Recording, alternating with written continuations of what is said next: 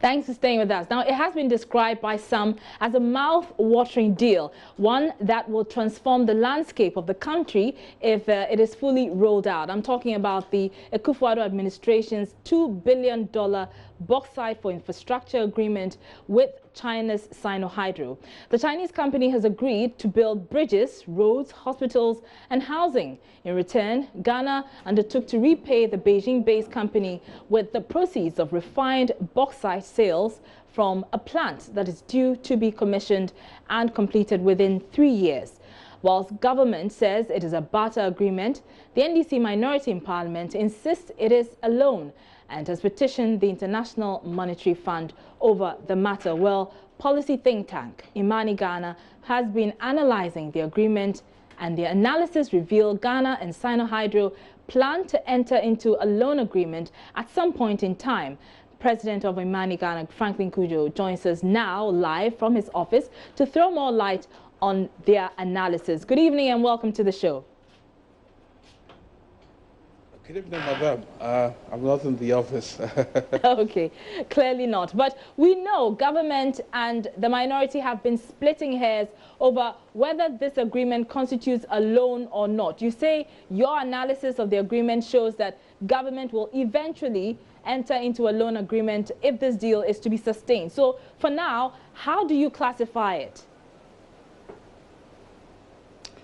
Well, first of all, let's not confuse the argument. I mean, the fact of the matter is that what we have seen before us, what has been brought before us, indeed what we've seen from Parliament, does not necessarily and straightforward call it a loan. But as we highlighted clearly in our analysis, the financial arrangement that should ensure that there is liquidity throughout the duration of this project makes it at some point a loan, which ought to be clarified by the government, because if it is a loan, then what it means is that we would have to make sure that there are proper liquidity plans to be able to unlock the $2 billion facility. So ordinarily, what has been presented before Parliament, straightforward, isn't really a loan. But a careful reading of the agreement also suggests that, well, some escrow account would have to be created by the Sinohydro and the government with a bank of their choosing, and certain receivables, presumably from the sale of alumina, would have to then be paid into that account, for which Sinohydro would have to draw down. Now, fact of the matter really is that because of the intensive nature, financially intensive nature of this deal, which requires close to $1 billion upfront in order for these deals to actually materialize, what it does mean is that government needs to show us exactly what liquidity plan they have in place to be able to ensure that at least 8.5% of the accounts would continuously be liquid. That's about $500 million, would continuously be liquid to be able to pay back the facility. So Sinohydro, in actual fact, may not and does not really care who buys the alumina, even if it wants to buy it, but it will be at the market prices, and indeed they are interested in the dollars. So what makes it a bit clear, and why somehow the NDC believe that is a loan, they may be referring to some aspects of these deals, which I'm sure the IMF would finally make a determination. Right. I was coming to that, actually. I was actually coming to that, Mr. Kujo. In your analysis, you say the whole bauxite element in the deal is incidental, and that Sinohydro, like you indicated, expects to be paid in hard currency whether or not Ghana mines any bauxite and whether or not it refines any portion that it has even mined. So explain this position to us. Well, because of the way the deal has been structured, and you know, typically that is how these commodity-backed deals are arranged, really. Once you enter into this kinds of agreements, what it means, what the Sinohydro in this case actually needs is money. They want to be sure that there's enough money in the kitty to be able to finance their operations. Are you getting the point? Which is why they have agreed within the agreement that, look, you've got to set up an escrow. Receivables, whether be it from alumina or aluminium, and the Chinese, by the way, are not interested so much in aluminium, but alumina, and they don't care who you sell it to, by the way. But they say that whatever receivables you get must be paid into the escrow account at a predetermined bank, and possibly with an understanding that it must be liquid enough to keep the project ongoing. And that's the part that we want government to actually come out clearly, because from the way the agreement has been structured, apart from an MOU which says that we have a deal, the financial arrangement part, which the government has agreed, by the way, to, makes it really a bit complex, and for which we say that at some point down the line, you would have to raise money, because the whole idea really is that after 3 years, there's a grace period. You have to start paying back the facility anyway. So assuming you did not have a proper liquidity arrangement in place and the 3 years expire, what then would you resort to in paying back this facility? So it's a complex arrangement, as the IMF said, but from the document we've seen originally, there isn't a loan agreement, but along the way, government would have to tell us. And we do not know yet. It's possible, because the rate at which, I mean, the confidence with which the government is saying that a part of the money will be unlocked before the year ends makes us believe that there may be something in the offing which would definitely be looking like a loan arrangement or some financial arrangement to start giving some credibility to the deal. So that is why we think that there are still gray areas, there are still matters unresolved that ought to be answered in due course, and probably sooner than later. Now, as I indicated earlier, a lot of the confusion has, arisen as a result of the back and forth between the minority and the government. The minority insisting that it's a loan, government saying no, it's a barter agreement. What should government be shedding more light on to clear, this matter for everyone? Well, you see, at this juncture, the government will say, well, I haven't signed any loan agreement, because truth be told, that is what it looks like, really.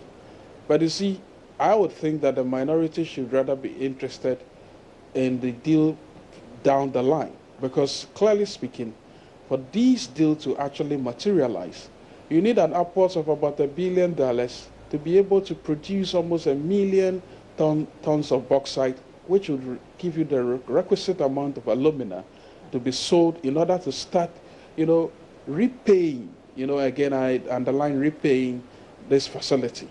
And that's what they should rather be interested in, and ensure that the government does indeed bring these kinds of agreements to Parliament, or for the requisite parliamentary committees to actually sanction it. I think that is the way we think this should proceed. But if they start off immediately by suggesting that, well, this is a straightforward loan, it's a matter of semantics, really. And I can understand that, you see, commodity-backed agreements like the ones we've seen in Angola actually do suggest that until the commodity is sold, at the time it is sold, that's when the prices will be determined.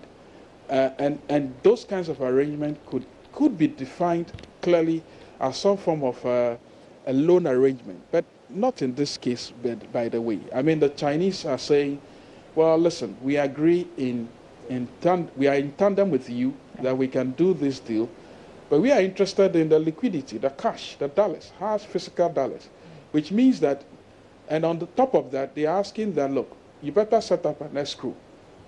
Those demands actually mean that government needs to ensure that there is a liquidity plan to unlock, this deal, and actually be sure that after 3 years, we are not incurring debts that will then start paying, which it may then be defined as a loan.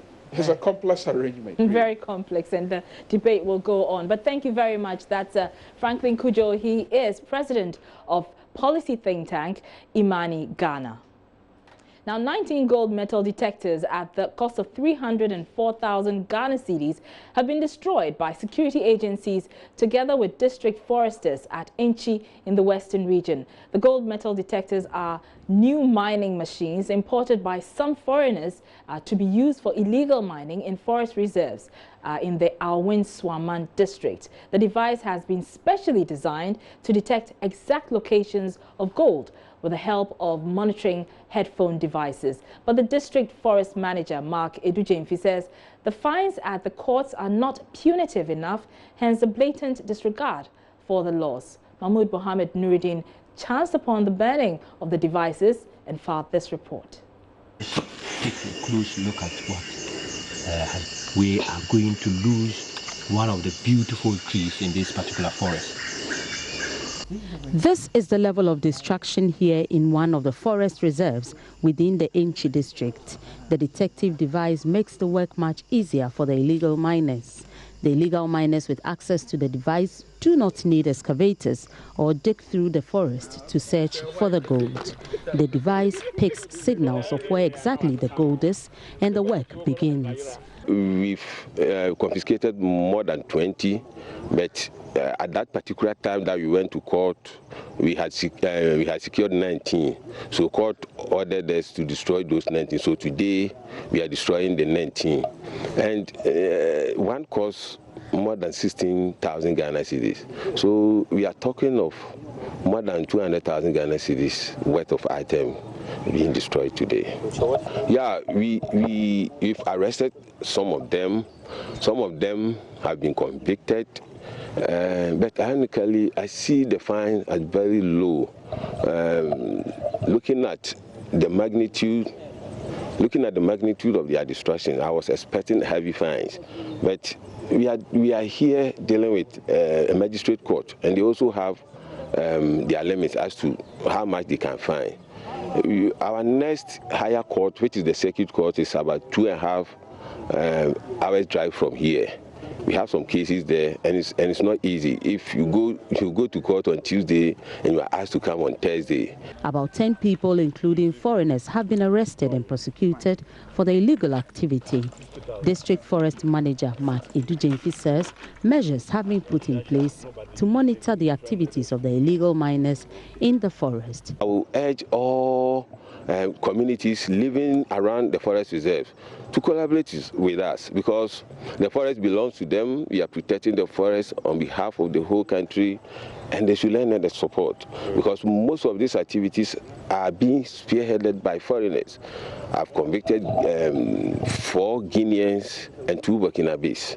So you could see that foreigners are taking over our forest reserves, and I'll urge all Ghanaians to be on alert and lend us the support to fight them off. Not even in uniform, because we are just coming from these activities of these illegal miners. We've seen that when they see the police, we are coming in uniform, then they will evade, because they've put some people by the roadside that once they see you in uniform, they inform them, they alert them, and then they run away. So we have also devised a new strategy where we don't be in uniform, but then we go with civil vehicle, not in police vehicle, either pickup or whatever it is, and then we're able to get them arrested. We are collaborating with the forest officer. That is why we have almost this 19 gold or metal detector machines that the court has given an order that it should be destroyed. Mahmoud Mohammed Nuruddin's report for Joy News.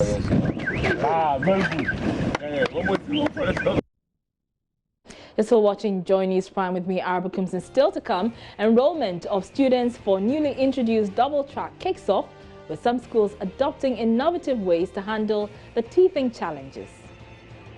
School, the track A, which is the green, is the general arts and the business students, and the gold, which is track B, is for general science, home econs, visual art, and the other related ones.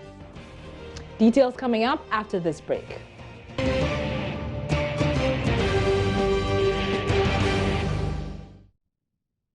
You're welcome back. Now, some parents have described the ongoing registration processes in some schools as smooth, with many of them admitting they now have clarity on the double track system As rollout of the system begins this academic year, students placed on the green track are reporting to school with the gold track expected in November. Joy News' Nancy Emefa brings you a wrap of events at some schools in Accra.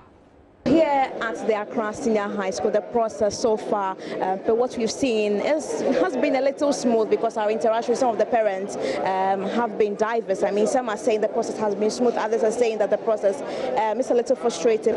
06741, then I have to add 18. Quality, Stephen, business. All right. I'm verifying whether it's really here, and it is true. So I've gone through the system, and the name is here, or he has been brought to the school. So I'm giving him the go-ahead to be admitted. So this queue are those who did the self-placement in the course of the weekend, and then we are just checking whether indeed they've been placed here. Parents who spoke to Joy News admitted having challenges with understanding what the double track system meant, but are satisfied after going through the process. When the process came out, like the school placement and whatever it is, and then the second track and whatever, it came to my mind that it's not going to be easier. But when I came here, I found everything cool, and it's normal. It's understandable. When you go to the process, it's not like the way we thought when we are not in the process. The students here were excited, but had their own peculiar problems. I'm excited to be in school. They gave me science, but I didn't really want a science. I wanted business, but I was told I have to do the science first. But yeah, science is a good course, so maybe I'll know some small things in science so that if I go home, the kids are there, I can teach them some things. The headmaster of the school during our visit announced to parents to ensure that wards report to school tomorrow. And those who have finished the process of registration, let your children come to school tomorrow. School starts tomorrow. At the Laboni Senior High School, the process was also ongoing, with hundreds of parents waiting for their turn to register their wards. I was here around 7:30 a.m. in the morning, and as at now, we've not got the form to fill, but we're getting closer. It's not that fast, but it's slow, but it's a process, so we'll see what we can do.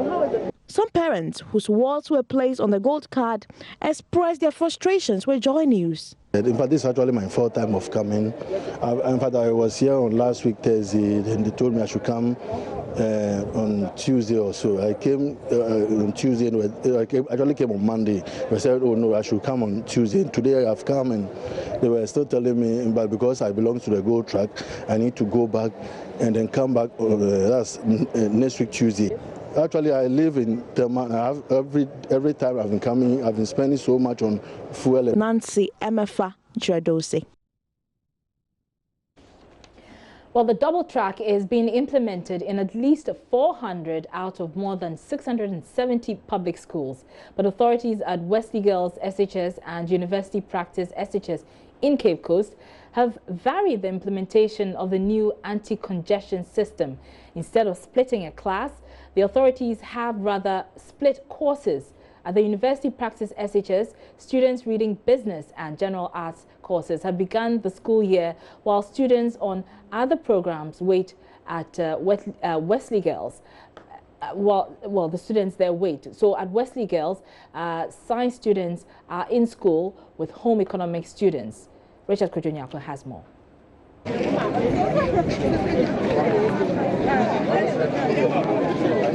So the admission processes have started in earnest in all the senior high schools across the central region. We've visited a number of them: Jokwa Senior High School, Academy of Christ the King, Infantipim, School, Wesley Girls, University Practice Senior High School, and a host of others. What we have observed is that in all the schools they are heading to, or they are not basing the admissions on courses, but at Wesley Girls and University Practice Senior High School, they are basing the admissions on courses. But we have talked to them, explained things to them, that they should all remain calm, they shouldn't rush, everybody will be catered for, and we have explained that about the 2 tracks especially, because it's a bit confusing for some of the parents, although the government has made several announcements on radios and televisions. We also went ahead to explain that in my school, the track A, which is the green, is the general arts and the business students, and the gold, which is track B, is for general science, home econs, visual art, and the other related ones. So at the same time, you realize that people have traveled so far away, some from even the north, to come here. So I've explained at least that you should let them be seen at least earlier, so that some of them can go back. And I pleaded with the gold track that they should, since track A, the green, has already reopened and they should start school today, they should allow us to serve them first. When we finish, you can see to the B, but everybody should get the placement ready so that everybody will be catered for. And I'm hoping that by Monday, everybody will be in school. Just a few problems like that. And I realize the system is very good. That our ICT teachers are liaising with free SHS in Accra. So everything is going on smoothly. You realize that somebody who should be in track A is in track B, or maybe somebody who is in track B should be in A. So all these anomalies are being corrected as we go along. So we are not facing so many challenges. I think it's one of the best. How do I put it? The way the system is flowing, it doesn't give much tension, so we are managing for now. Some parents were not really happy with this challenge, but upon further explanation by the school, they are at home with the explanation given by the school. Okay, no problem there. But I'm not saying for them, it's in bed now. Me pen them because I'm pedo bet nifi. Until I find them, mom. This is Mamia, and she's been speaking to us about the child. The child was placed on the gold track and was expected to report to school in November, but when they came to school, because the child, the course is general arts, she had to report to school on Monday, being the 17th of September. And she says that where they are staying is very far away from the school, and so they need to secure the services of a private hostel, and it costs them a lot. From the University Practice Senior High School, my name is Richard Kwejunyako for Joy News. And we will be bringing you more reports on the double track system after business, including placement of more day students into boarding schools. But that's just right after business. We'll be right back. I want you to know that even students are coming from Yendi, Bolega, Boku, and yes, and they have made them day. And I'm not aware that my school has been turned to a day.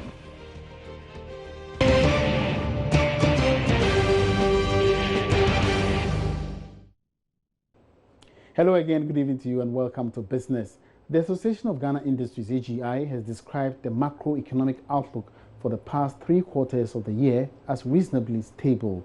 CEO of the association, Seth Chuma Kwabwa, explained this further when he spoke with Joy Business on the implication of this on the business community. According to the Chief Executive Officer of the Association of Ghana Industries, AGI, Seth Chuma Kwabwa, the macroeconomic fundamentals for the past 3 quarters of the year have been positive.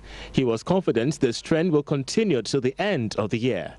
I think for some time now, since last year or the last few quarters, we've had reasonable stability in a lot of the macroeconomic variables.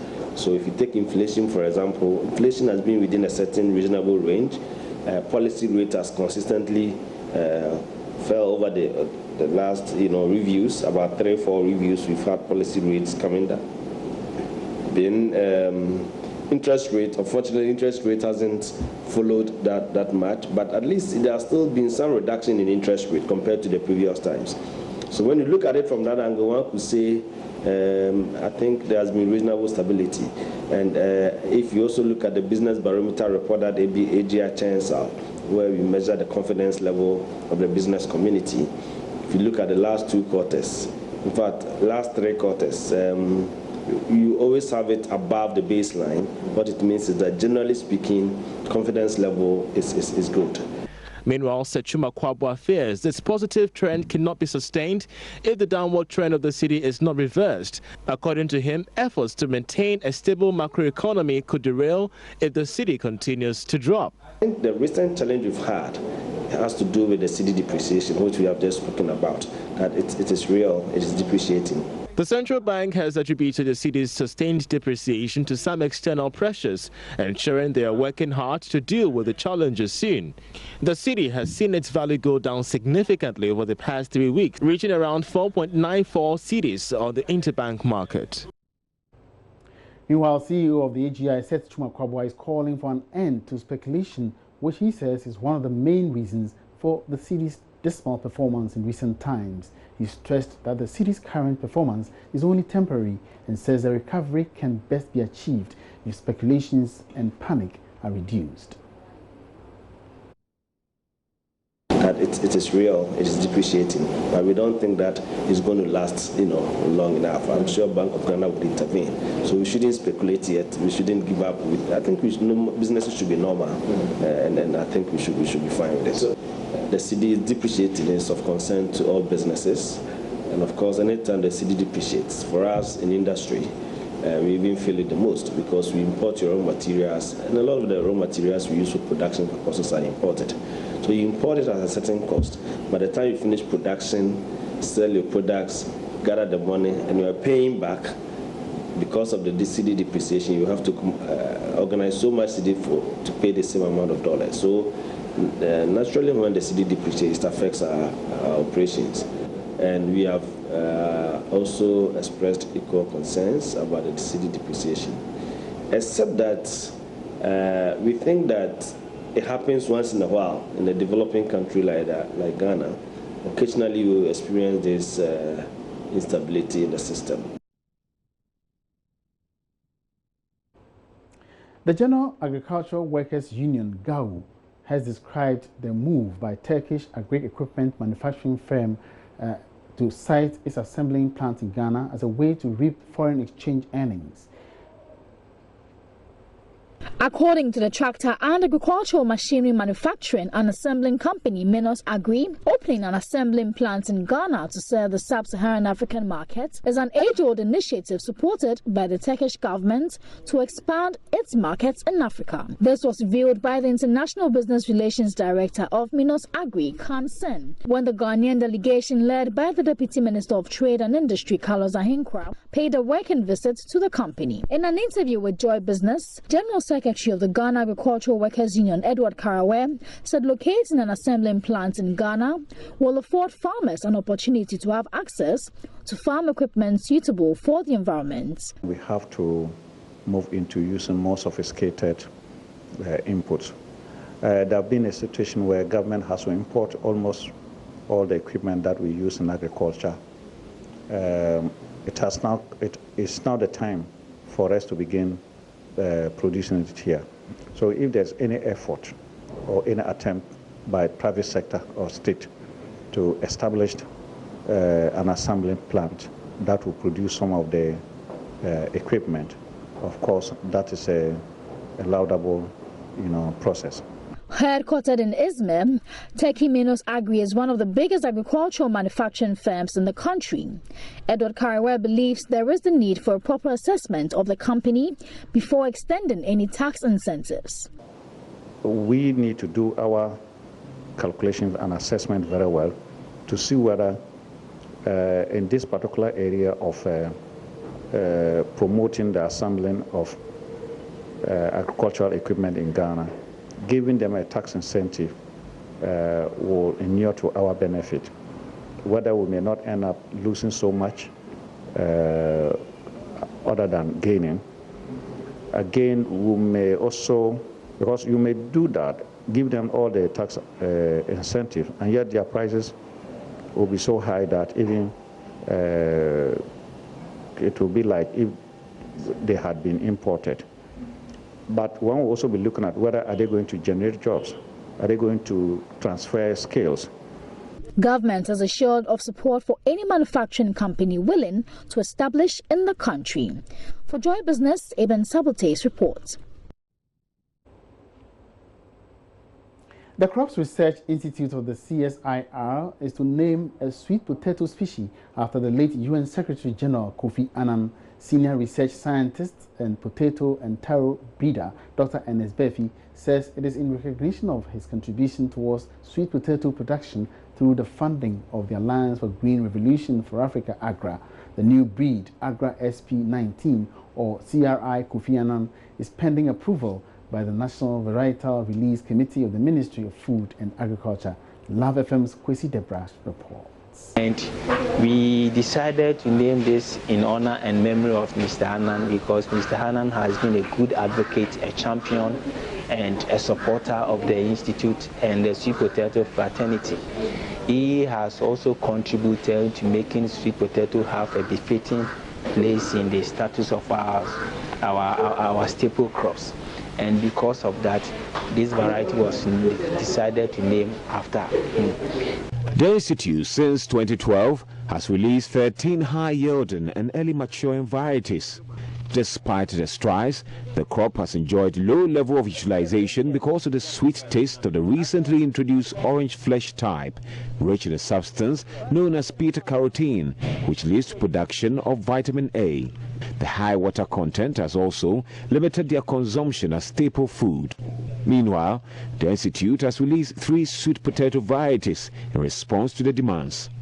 The potatoes approved by the National Varietal Release Committee compose 2 less sweet varieties and 1 less sweet orange flesh sweet potatoes. So the other 2 varieties are not orange flesh, but they have a color that is similar to the yams or the cassava or whatever we have. They also have higher dry matter. They don't have so much water as they are pumped and can be used for other things also. Their yield potential is also high. And then the taste is also not as sweet as we know our traditional sweet potato to be. And so those who have it difficult using sweet potato for dinner or as a main meal can now have alternative sweet potato varieties that have bland taste, and it can go for daily consumption or for main meal. Dr. Berfi believes the newly released varieties will boost government's agenda such as planting for food and jobs and 1 district, 1 factory. If these materials are roped in and the government decides to set up a factory at the sweet potato poplar growing areas, then it means that these varieties can boost that policy in that respect. And the employment that could generate from there would give the youth and the vulnerable job security. While the farmers will be producing the raw materials, the industry will be there to pick it. So there will be a ready market for the produce, and the end product that comes out of it are some of the products that we found on the Ghanaian market to see that people are patronizing. Reporting for Joy News, Kwesi Debra. And that's all by way of business tonight. Thank you very much for watching. My name is Emmanuel Abuaji. We have there's more news ahead. Don't go away.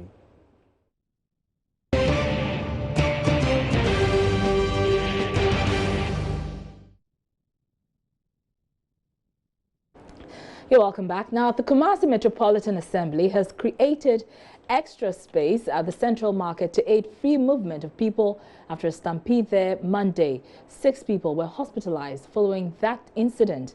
The narrow space at the 18-lane resulted in Monday's stampede at the Central Market. The market fence has now been moved farther, creating bigger passage for pedestrians. KMA and NADMO personnel have been posted there to oversee activities as well. Love FM's Nana Asenso Mensah has more.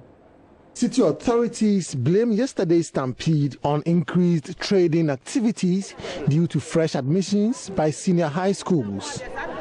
Extra space has now been created by reducing the Central Market Project fencing to create 2 lanes for pedestrians and traders.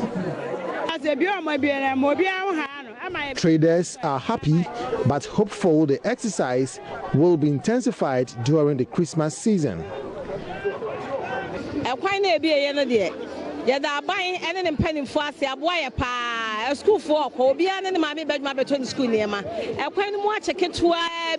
pray that the KMA officials will continue this exercise.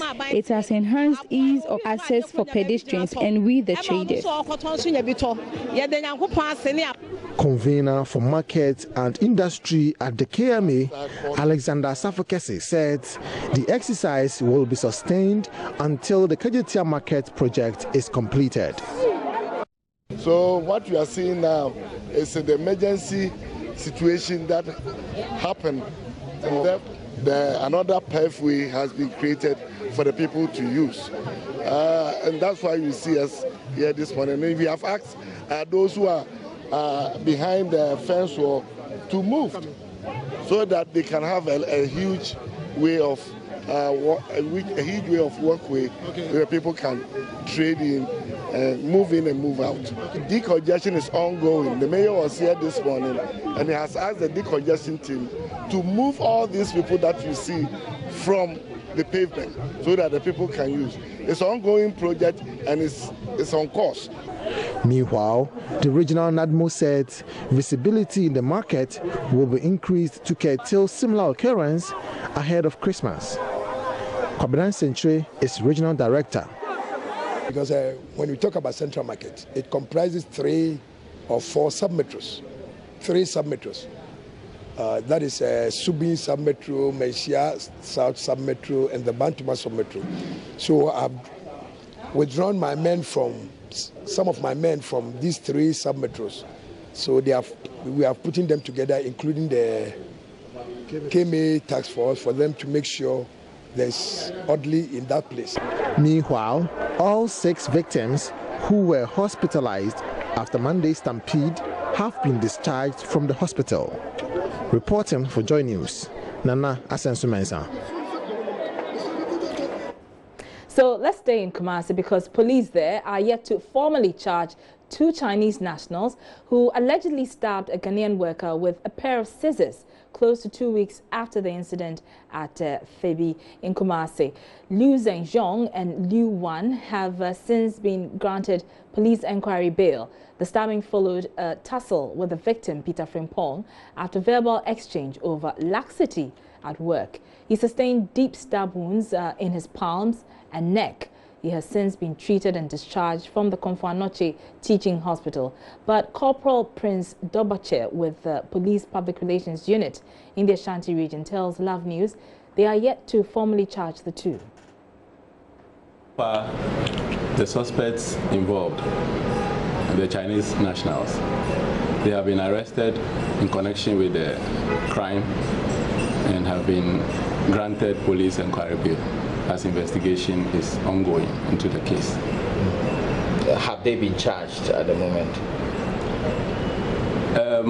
The charge has not come in yet. When investigation is complete, they will be duly charged and put before court. Any reason why they have not been charged and have been granted bail? Yes. Investigation is ongoing. The bail, yes, is part of the processes involved in criminal investigation. And so once evidence is found, the culprits will be charged and duly put before court. At the moment, what has happened to the victim? Well, the victim had been treated and discharged from hospital and is in a good state now. At what stage do you think investigations are at the moment? When will they be complete? Well, investigation is at a rather advanced stage, and in no time we should see the prosecution of these culprits. So let's cross over to Kumasi now and link up with Insure FM's Ohiming Teria, who was standing by with the victim, Peter Frimpong. We want to find out how the victim feels about the police stating that there's no evidence to charge the two Chinese employers. Hello, Ohiming. Hello, Araba. So you've been speaking to the victim. How does he feel about the police's claim that they don't have any evidence based on which they have not charged the two Chinese men? Thank you, Araba. For Peter Frimpong, he recollects it's exactly 1 week that he came under attack from his Chinese employers. And following the developments, especially words from police that they are yet to charge the Chinese expertise, he feels so disappointed in the police in the first place. He thinks that police has the avenue to gather every evidence that they want to bring forth against these Chinese expertise. For instance, he talks about the fact that there were colleague workers who were present at the time of the attack. All these colleagues were at the police station at one point in time to speak to police of what actually happened and what they witnessed on that day. But police have failed to put all the accounts of his colleagues into a statement. So if the police are talking about the fact that they still don't have evidence, he thinks that there are a lot of evidence to follow up. Even on the walls where he tried to scale that particular wall, there are blood stains all over the wall. And even he's also saying that police could have forced the suspects to produce CCTV camera, footage of a CCTV camera, because according to him, the same CCTV that they have been using to account and also to monitor workers who work at that particular company. So for police, the victim thinks that police haven't done a good work, and he wants police to go a step further by first interviewing or taking statements from colleague workers who were present at the time of the attack, and also the fact that the Chinese have also been to the police station pleading for out-of-court settlement. So he believes that there are a lot of evidence that are available to police at this time. Right, Ohiming Teria, many thanks for that update, and we'll be staying on this to see how this particular matter pans out. You're still watching Joy News Prime. You're welcome back. Let's continue our focus on the double track system. Now, parents are commending authorities at the Kumasi Academy for the introduction of what they say is fast track and innovative registration measures for new students under the double track system. Students spend 10 minutes or less to undergo the registration exercise, which has been greeted with nationwide challenges, a situation parents say has reduced tension and anxiety. Headmaster Reverend Sylvester Oseusu tells my colleague Ohiming Teria authorities introduce measures to ensure hassle-free registration exercise. Like all senior high schools, Kumasi Academy was faced with registration challenges when the free senior high school policy was introduced last year. Authorities had a tough time registering over 900 students posted to the school. Some parents who traveled from other regions were forced to spend several days in an attempt to register their wards. But thanks to school authorities, the situation has changed for the better. Instead of spending long hours and days, they now spend less than 10 minutes or less for the same exercise. We've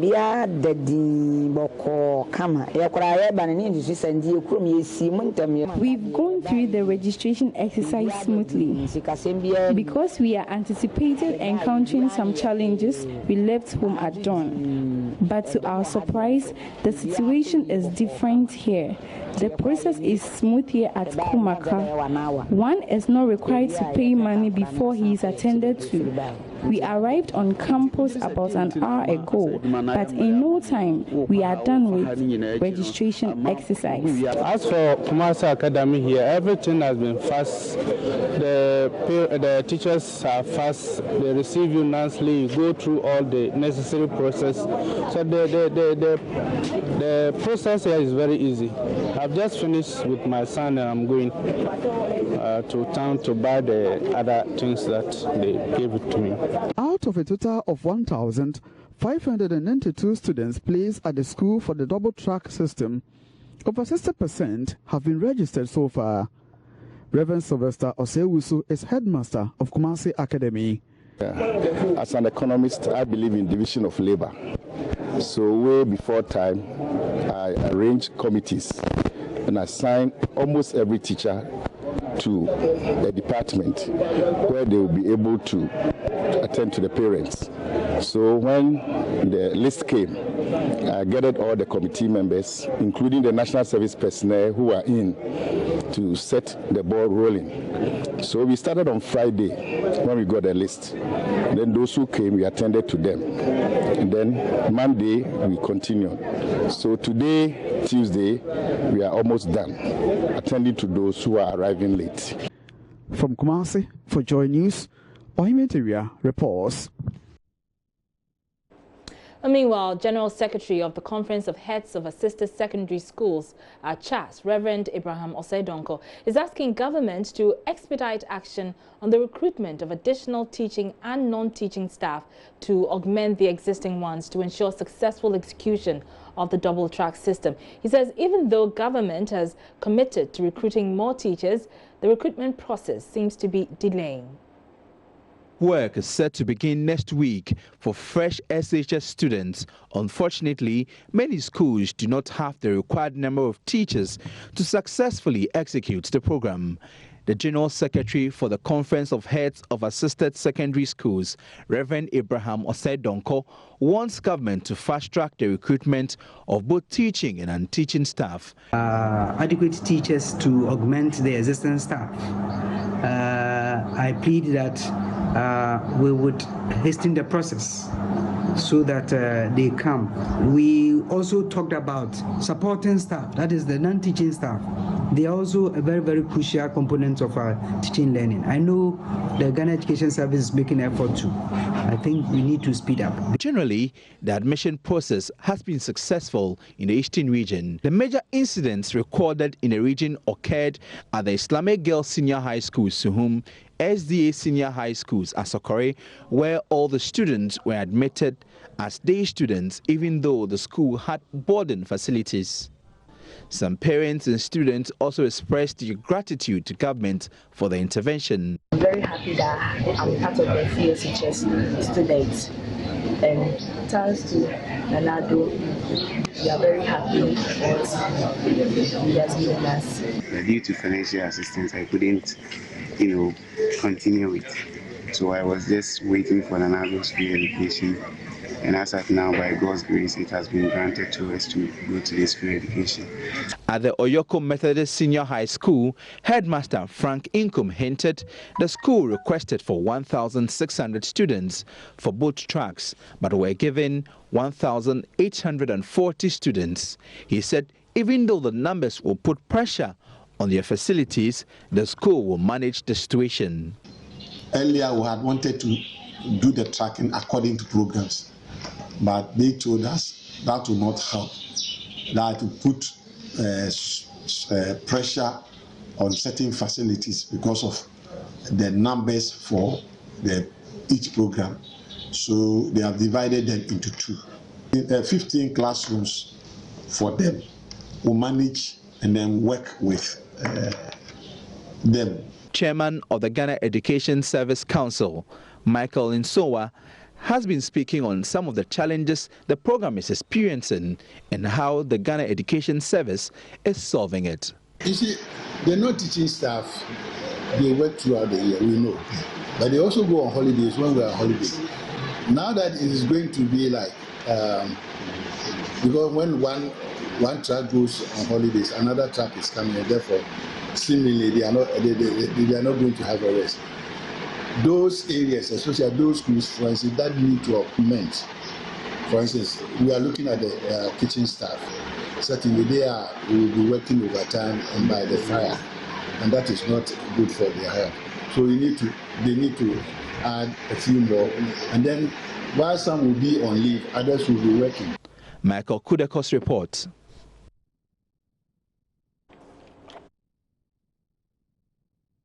Placed by the computerized system at the Islamic Girls Senior High School in Suhum in the Eastern Region have all been given day status, even though the school has a boarding facility. Well, despite efforts by parents to get boarding status for their children, school authorities say they cannot alter the original placement. Headmistress of the school, Hajia Sharifa Abubakar, who is outraged, says her school has the capacity to accommodate over 1,500 fresh students as boarders. 518. And you know these people, they go there and then they are able to change their schools for them. So finally it was 516 that came, and I had enough boarding facilities for them. So my boarders were more than my day students. I had only 22 day students. The rest were all boarders. And it will interest you to know that even the students are coming from Yendi, Boliga, Boku, and yes, and they have made them day. And I'm not aware that my school has been turned to a day. At least they should have notified me that, Madam, your school is going to be a day. But now I don't know. Order for me to sit down, and what they brought to me was residential status, was nothing. But for the students, it appears that it's day. So I'm pleading that these girls cannot be in the, not all of them should be in the day. What I know is the catchment area are all day students, but those who are coming from far away should be made boarders. In a separate development, the headmaster of the Sunyani High School says his school can accommodate more students at the boarding house when government gives approval. Michael Nsiai-Japong says they can house 500 more students at their boarding facility. 1,620 students of both green and the gold tracks are going through the admission process, which started last week. Out of this, 512 students have been given day status, a situation that comes as a worry to some parents and students. We did not want to have challenges with mixing up with a lot of people. So we just decided that we'll come very early. So I came very early. It was around 5 something I got here. And then when I came, we came for some forms. The only unfortunate thing is that the process didn't start early. But so far so good. Everything has been smooth. We finished with the first step. We are going to the next step. We'll be going for another form. Once we fill that form, we'll just submit it, and then our admission letter will be given to us. So we are just... which of the tracks are you? We are in the second track. Yellow. That's yellow, yeah. Are you happy with it? It's okay. What I was looking at is had it not happened that way, what would have happened to most of these kids? They will be overcrowded in the schools, and it will cause a lot of problems. So the tracking is okay. Once they say they are going to increase the time they spend with the kids, that will be okay. Well, the headmaster, Michael Nsiai-Japong, told Joy News he has communicated the extra vacancies at the boarding house to the Bono Ahafo Regional Director of Education. And if approval is given, 500 extra students will be accommodated at the school. My major challenge is about parents who want to assess boarding status for their wards. A lot of students who have been put here as day students are coming from within the Sunyani municipality. Even though Abisim, Fairplay and Yahima are communities within the Sunyani municipality, it is not easy moving from these places to access education. Everybody moves either your own private means of transport or taxis.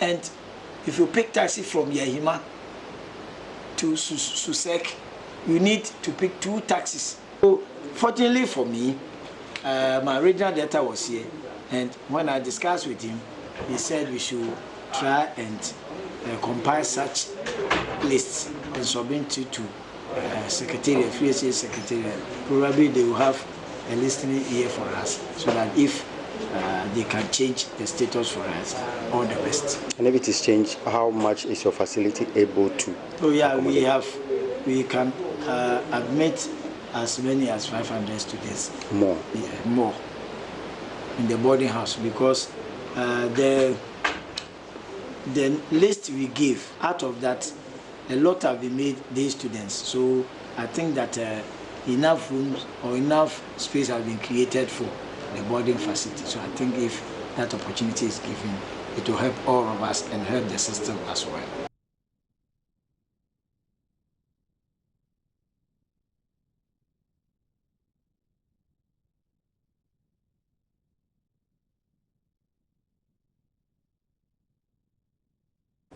Now, at the Mali School in the Volta region capital, Ho, some students for courses initially meant for the gold track have been placed on the green track. According to school authorities, science-related courses such as general science, agricultural science, technical and business were placed on the green track. But several students who will be offering general arts, home economics and visual arts have reported to school because they have been placed on the green track. This situation is compelling the headmaster to recall all teachers, including teachers for the gold track, to resume immediately to manage the situation. Reverend Samuel Senanu Aseni is the headmaster of the Mali School. Mali School, for example, the green track was supposed to be for science-related subjects, general science, technical because they do physics, agric because they do physics and chemistry. Then we add a business for track green. Track gold, we have general arts, home economics, and visual art. But all of a sudden, there's this new this. We have to take them all. So part of every program will come. That's why a student will come with his print out. Instead of green, they have a green for the subject I mentioned. You will see general arts also green. Are you getting me? How do you handle that? So after getting them, I don't know whether they've done it there already. So those with green will come green, whether science related or not. So if you have a green on your DC, it means you are coming. You have to open that place for you to come with the teachers. So the problem that we'll be having now is with the teachers. Okay. So we alerted them. Now, meanwhile, Public Relations Officer of the Ghana Education Service, Cassandra Chum Ampofo, is encouraging students yet to be placed to take advantage of the self-placement module. She spoke to Nancy Emefa Dradosi. There are people, I remember in the office, some came and said they have been placed in certain schools without tracks, without status and all of that. And I told them that we have the full data in their various schools. So even if you had printed and you still did not find your track when you come to the school, and clearly I have seen that. You see this queue, they all have placement forms without tracks and then status. And so what this man up there is doing is checking from the portal and telling them the track on which they belong so they can proceed to their various programs and register. Even if till now you still have not printed your placement form, there's no cause for alarm. We'll still give them the time to be able to, get onto the system. No qualified person will be cut out. A lot of parents are frustrated or agitated because they have not been able to even do a self-placement, or they have not been able to assess the system to get to know whether they are on track green or gold or in this school. Even though we are reopening or school begins today, you can still move on this week and then get everything done. Now, the Supreme Court is set to hear a suit challenging the constitutionality of a referendum which will lead to the creation of 6 new regions. A group, Strategic Thinkers Network Africa, maintain the limitation of the referendum to only areas falling within the proposed regions is arbitrary and improper. Ghana is set for its second referendum since 1992, which could add 6 more administrative regions to the existing 10.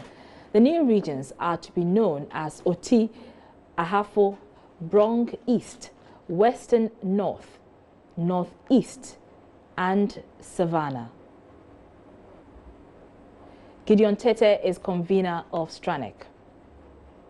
Ghana government and also the Election Commission, because we clearly think that it is unconstitutional to only allow those who are going to be affected, as in those who are going to be in the new region, to vote. And because we think that if you read Article 4 and 5 of the 1992 Constitution, clearly it means that whatever the Election Commission is going to do will be unconstitutional and void. And so we are also asking the court to grant an injunction against a director at the Election Commission ahead of the limited registration, because you know that they only want to register voters in the affected regions, and which we think that clearly it is arbitrary and capricious and also violates Article 5 and also the 296 of the 1992 Constitution. And so these are the things that we are asking the court to do. And we are also asking the court not to allow the Electoral Commission to grant referendum limited to only the places that they are recommending, because we think that if it is just in Greater Accra region and they are going to cut as one, they're going to have a new region there, the whole Greater Accra will have to vote for that new region, not just the small part that's going to be affected, because clearly whatever is going to happen in that particular region will affect people economically, socially, and politically. And so that's why we're in court. But for the avoidance of doubt, you're not opposed to the creation of the regions? Against? Oh, no, we're not against at all. We're not against. We only think that it's only fair that so far as you're going to create a new region, then that means the whole region will have to vote. The opposition is not only to the referendum, but also to the EC's attempt to do limited registration in these specific areas. And the EC is just about rolling that out. Yes, because we think that in as much as they want to engage in limited registration, they're only doing just the affected region. But we think that it has to be broadened, that the whole region, if you are doing a limited registration exercise, we know that clearly you are going to create a new region in a region. So everybody, the registration should cut across the whole region, not just the those who are going to be affected.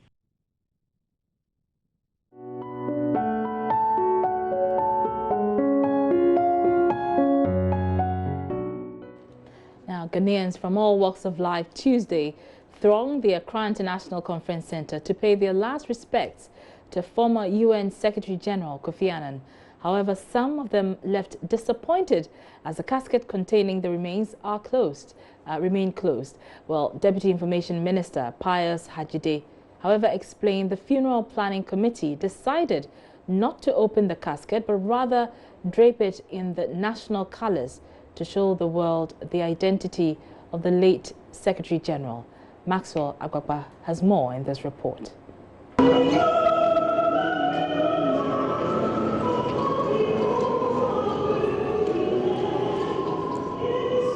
Some choristers sing solemn songs from the upper terrace of the foyer at the Accra International Conference Center.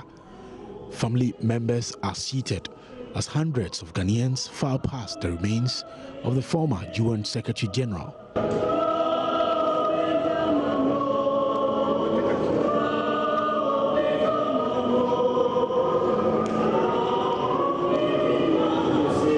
Executive Director of the Center for Democratic Development, Henry Kwesi Prempeh, says the former Secretary General remained calm even in a turbulent world. Well, I think its contributions go beyond the United Nations. But I think while he was there, he was always a very thoughtful and calm voice during very turbulent times. You know, it was during his time at the UN that, you know, the now very infamous Iraq War happened. The Asantehene bestowed the title Busumuru on Kofi Annan. An Asante historian and researcher Osei Bunso Safo Kantanka says the title Utumfo conferred on him is one of the biggest recognitions. Busumuru is one of the swords, the state swords of the king of Ashanti, Asantehene. And that is the most, the highest of all the swords, which is attached to the golden stool. So he looks round to see who has performed Busumuru Hene, or the chief responsible for the Busumuru sword. Okay. So peaceful a person that his umbrella is even white. Okay. The managing director of Multi TV, Santok Singh, says the multimedia group will highlight Kofi Annan's contribution to the development of Africa and the world at large. He's a global icon, so that's why we as a multimedia group, we call it, we are celebrating the global icon. So we are dedicated a lot of time coverage for this event. I think he deserves much more than that. So the little that we can do as a multimedia group will continue, and then we'll highlight all the contribution that they have done and share with the people to really appreciate what he has done. Hundreds of Ghanaians have thronged the Accra International Conference Center to pay their last respect to the former UN Secretary General. Well, some of them who came here left disappointed because they were unable to see the remains of the late Secretary General of the United Nations. One of them is a political science lecturer at the University of Ghana, Professor Ransford Jampu. He said, culturally and traditionally, it defeats the purpose of a foul past. One thing that I'm not too happy about is that our culture, when you're talking about filing past a dead person, what happens is that you want people to have the opportunity to view the body. But this is covered. I mean, this is so foreign. I know it isn't everybody who is comfortable viewing a dead body, so those who cannot view, it's fine. But there are so many people who have heard about him, they know him from far away. This is the only time they want to see the person, and so they should open the casket and let people view the body. I think that is what we know as our culture. Covering it is not part of our culture. Deputy.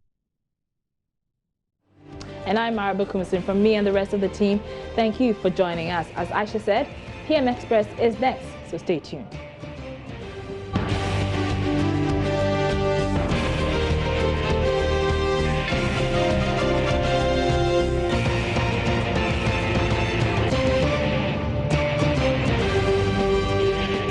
This is Joy News Prime.